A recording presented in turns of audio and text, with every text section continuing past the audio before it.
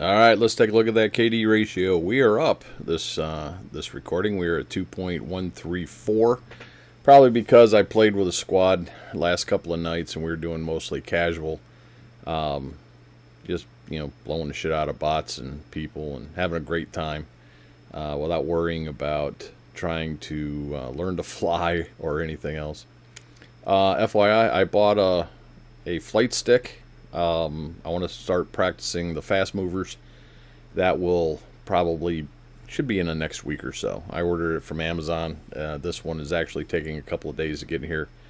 If you guys want, I'll tell you which one I got when it comes in. I'll take pictures, whatever you guys ask in the comment section.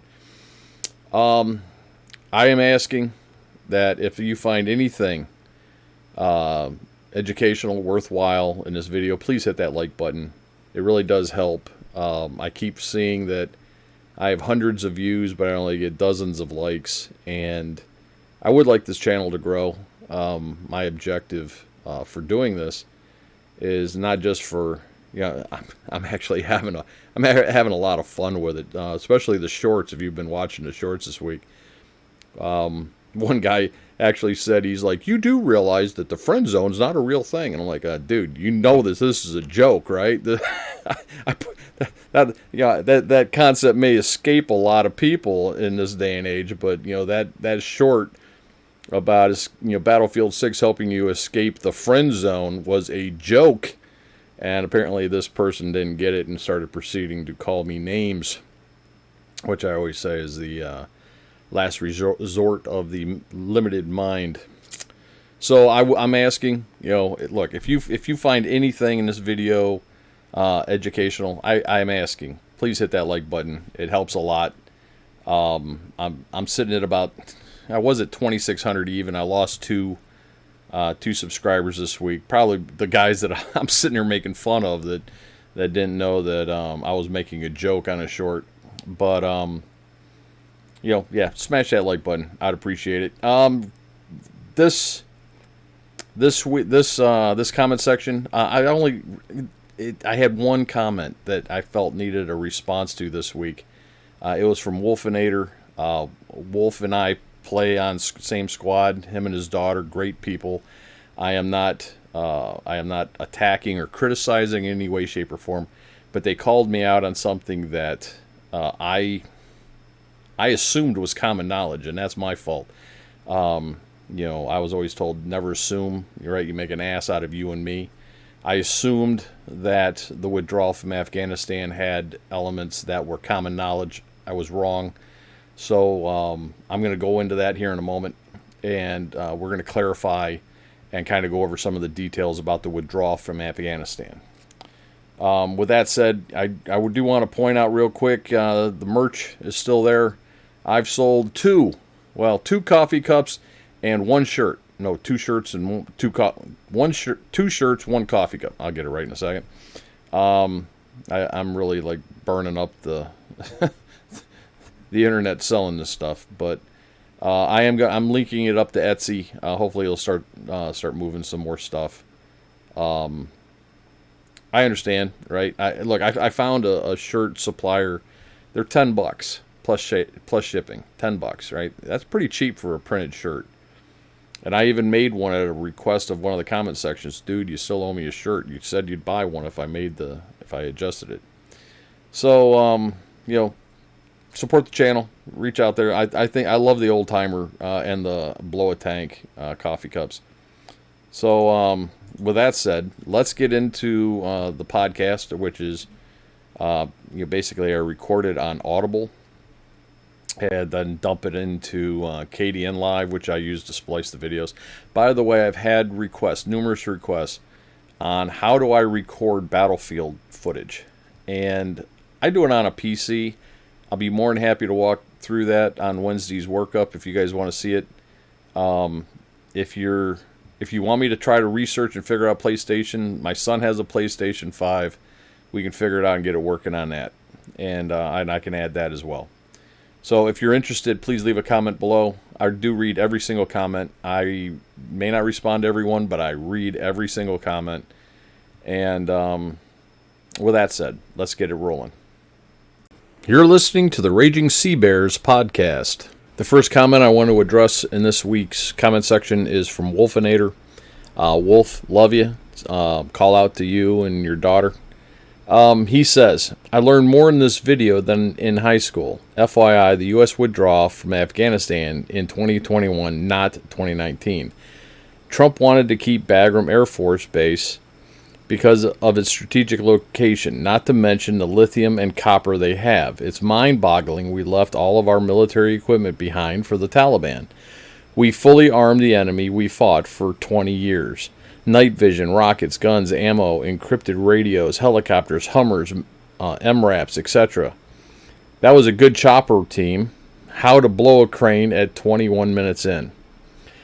First off, I absolutely agree with you. I didn't even realize the crane drop was in the video when I was splicing it together. And yeah, that was you flying the helicopter. I'm not calling him out. I just want to clarify.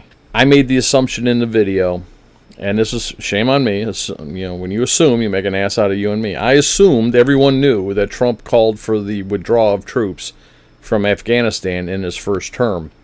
I should have known better. There are TDS people out there that don't give him credit for anything. So, my response to him is pretty simple.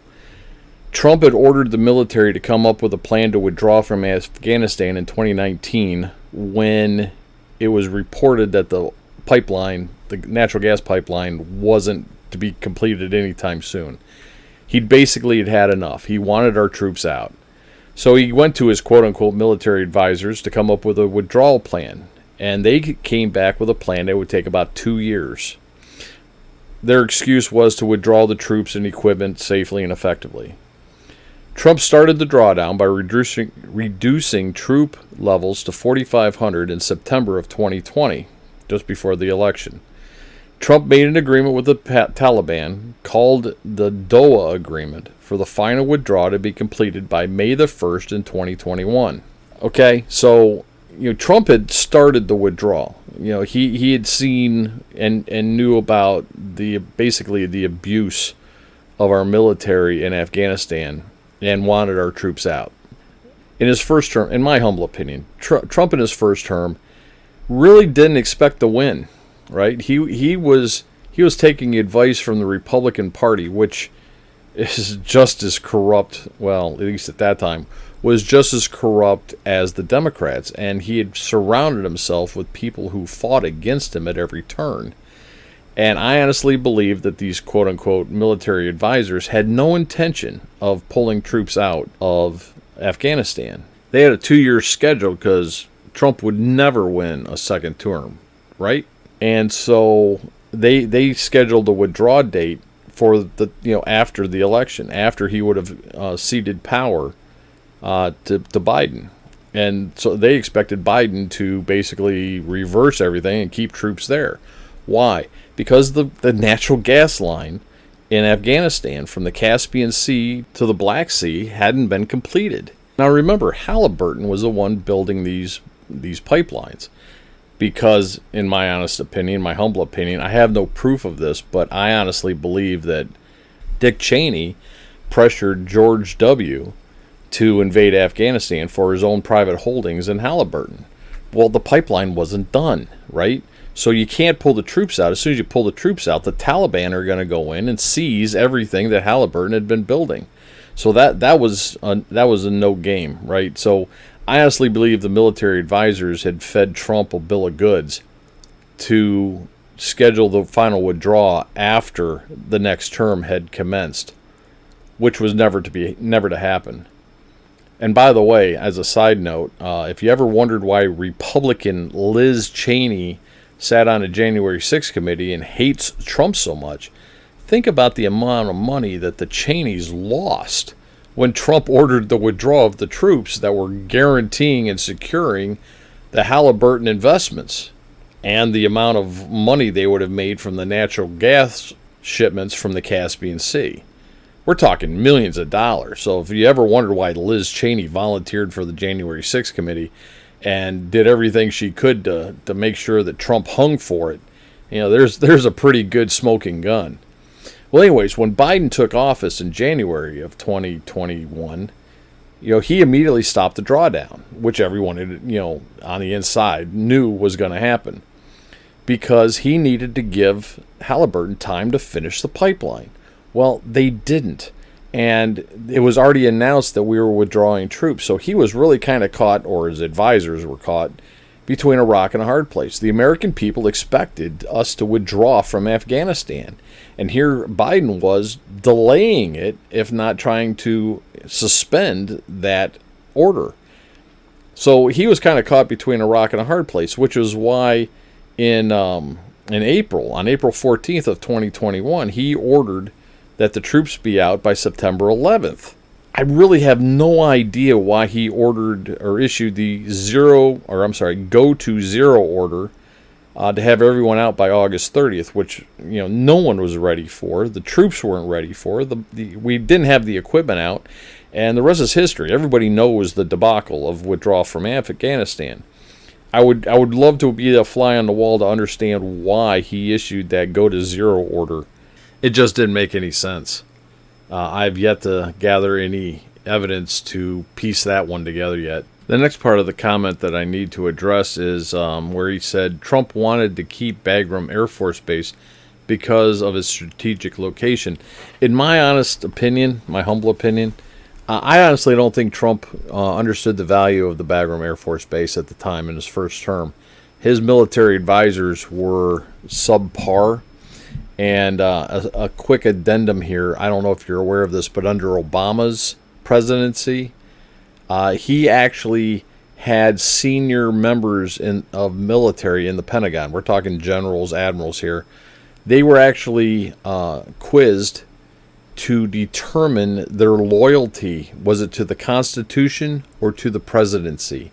And anyone who was loyal to the Constitution above their loyalty to the presidency were dismissed or encouraged to retire. And underlings who were loyal to the presidency were promoted. This is so like Adolf Hitler's time, when the military was gleaned of those that weren't loyal to Hitler. And this happened under Obama. So if you ever wondered how General Milli Vanilli, is what I call him, General Milley became the chairman of the Joint Chiefs of Staff, how someone who was so disloyal to the Constitution of the United States, that's your answer. So anyways, these are the advisors that Trump had in his first term. And it wasn't until he met with two-star General Raising Cane in Iraq that he started getting the true story. This is why Raising Cane was not only pulled out of retirement and made chairman of the Joint Chiefs of Staff, he was promoted from a 3-star to a 4-star general just for that position. And Raising Cane is the one, I honestly believe, that gave Trump the true meaning and the true value of Bagram Air Force Base. Remember, his senior advisors were giving him a 2-year withdrawal window, where Raising Cane, had told him that he could have won the war against ISIS in a week. So there's a huge disparity between who was in Trump's ear in his first term and who's in it now. So I honestly don't think that Trump understood the value of Bagram Air Force Base, especially considering that lithium and copper really wasn't a thing until after Biden went in office, when he laid down the electric vehicle mandates that forced Ford and General Motors and everybody in the world to start putting out lithium-powered automobiles. Because I think in 2020, I'll have to double-check this, but if memory serves, the only ones really playing with battery-powered cars was Tesla in 2020. It wasn't until the mandates from Biden's administration that forced all the other major manufacturers. I stand corrected. Toyota was doing a hybrid, the Prius, in 2020. But outside of that, no one was playing with electric cars. And it wasn't until Biden forced everybody to, during his term, that lithium became a strategic advantage. Now, rare earth metals, that's a whole other story. And then we're swinging around to Greenland. But that's a whole nother video, a whole nother rant. So, I think I addressed the rest of his points about Bagram and the lithium and copper. You know, I really expected more than one comment or question about the podcast regarding the wars in the Middle East and the Petro-Dollar and how everything's tied to the economic system that was founded with Nixon in '71 and how that has shaped the American policies in the Middle East. I really expected more than one, but that's the only one that really popped up, and the other comments I get for the other videos are really unworthy to address here. So please like, share, and subscribe. Seriously, I'd love to grow this channel. Some of these messages I'd really like to get out to more people, especially about the truth in the Middle East, or how money works, or the upcoming one on Monday where I'm going to talk about social media and the echo chambers that it creates, and how that actually brainwashes people more effectively than LSD or MK Ultra or any of the other covert plans. Put on your aluminum foil hat to control the population. So anyways, I'm going to wrap this up. Please like, share, and subscribe. Again, comment below. I read every single one. May not respond to them all, but I do read them. So with that said, this is SeaBear, out.